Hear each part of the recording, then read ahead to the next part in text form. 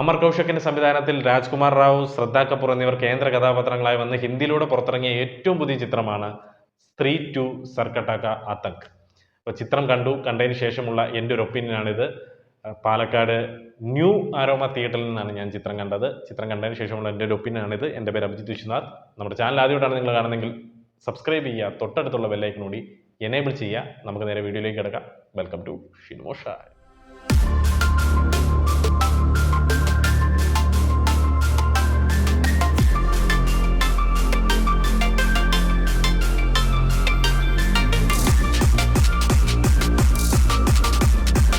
2018 ഇറങ്ങിയ സ്ത്രീ എന്ന് പറയുന്ന ചിത്രത്തിന്റെ രണ്ടാം ഭാഗമായിട്ട് വരുന്ന ചിത്രമാണ് സ്ത്രീ 2 സർക്കട്ടാക്ക ആതങ്ക് എന്ന് പറയുന്ന ചിത്രം.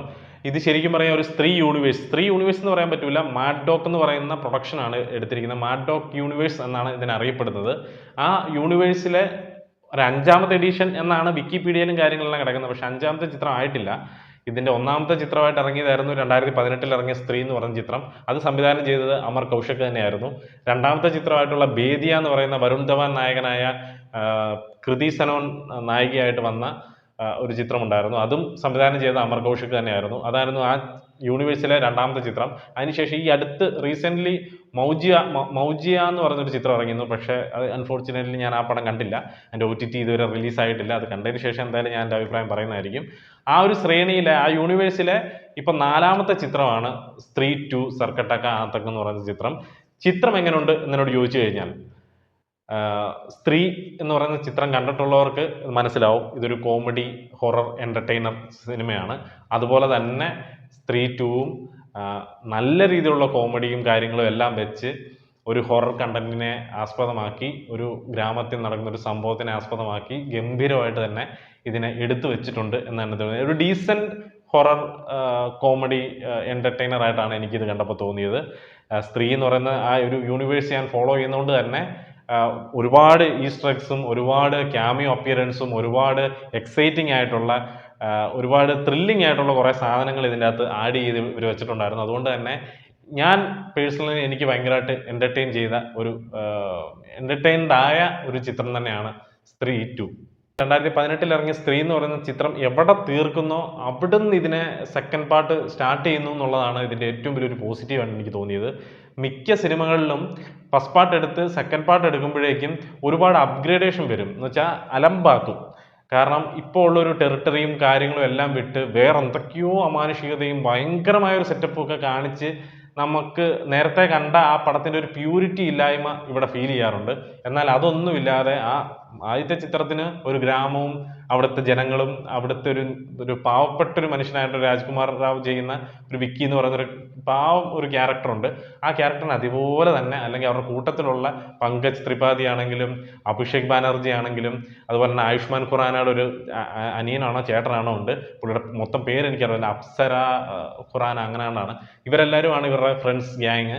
ഇവരെല്ലാവരും അതേപോലെ തന്നെ അതേ ക്യാരക്ടർ, അതേ മാനേഴ്സ്, അതേ ഒരു ആറ്റിറ്റ്യൂഡും കാര്യങ്ങളെല്ലാം വെച്ച്, എന്നുവെച്ചാൽ ആ ഒരു സിനിമ കണ്ടതിന് ശേഷം ഇത് കാണുകയാണെന്നുണ്ടെങ്കിൽ ഒരു ഫീൽ ഡിഫറൻസും വരികയില്ല. ആ രീതിയിൽ എന്നെ ഒരുക്കി വെച്ചതുകൊണ്ട് തന്നെ എനിക്കത് ഒരുപാട് ഇഷ്ടപ്പെട്ടു. നേരത്തെ പറഞ്ഞ പോലെ തന്നെ ഒരുപാട് ക്യാമിയോ അപ്പിയറൻസും കാര്യങ്ങളൊക്കെ ഈ ചിത്രത്തിൽ വെച്ചിട്ടുണ്ട്. ഞാനത് ഒരു സ്പോയിലർ ആക്കുന്നില്ല. ഇതിനോടകം അതിൻ്റെയൊക്കെ കാര്യങ്ങളൊക്കെ പുറത്ത് വന്ന് കാണും, എന്നാലും ഞാൻ പറയുന്നില്ല.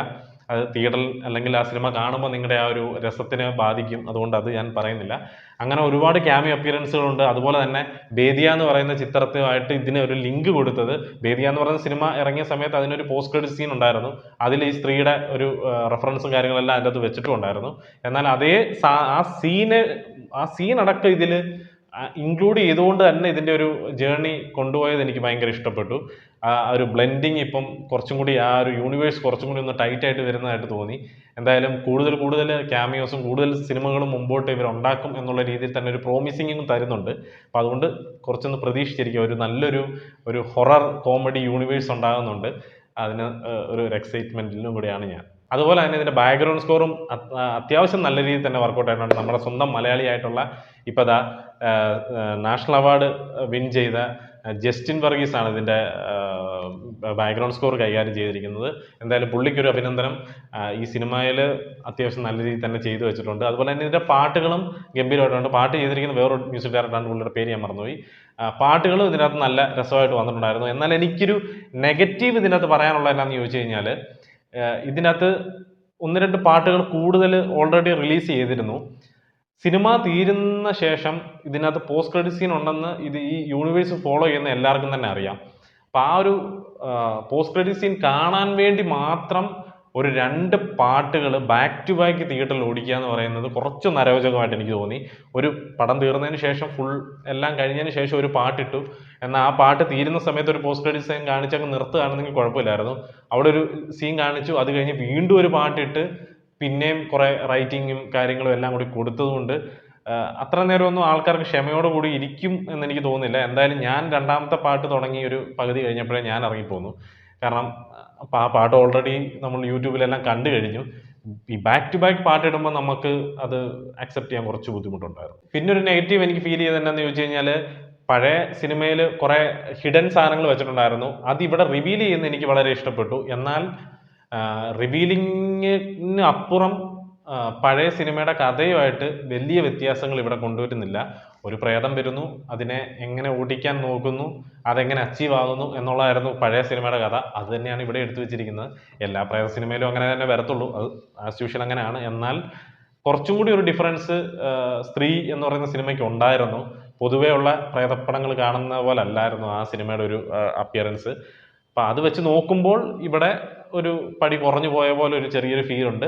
പിന്നെ അനാവശ്യമായിട്ടുള്ള കുറേ സാധനങ്ങളൊക്കെ കുത്തിക്കയറ്റി വെറുതെ കുറേ പേടിപ്പിക്കുന്ന സാധനങ്ങളൊക്കെ വെച്ച് മനുഷ്യനെ വെറുപ്പിക്കാനൊന്നും ഇവർ ശ്രമിച്ചിട്ടില്ല. അതൊരു നല്ലൊരു കാര്യമായിട്ട് എനിക്ക് തോന്നി. എന്തായാലും താല്പര്യമുള്ളവർ തിയേറ്ററിൽ തന്നെ പോയി കാണാൻ ശ്രമിച്ചു നോക്കുക.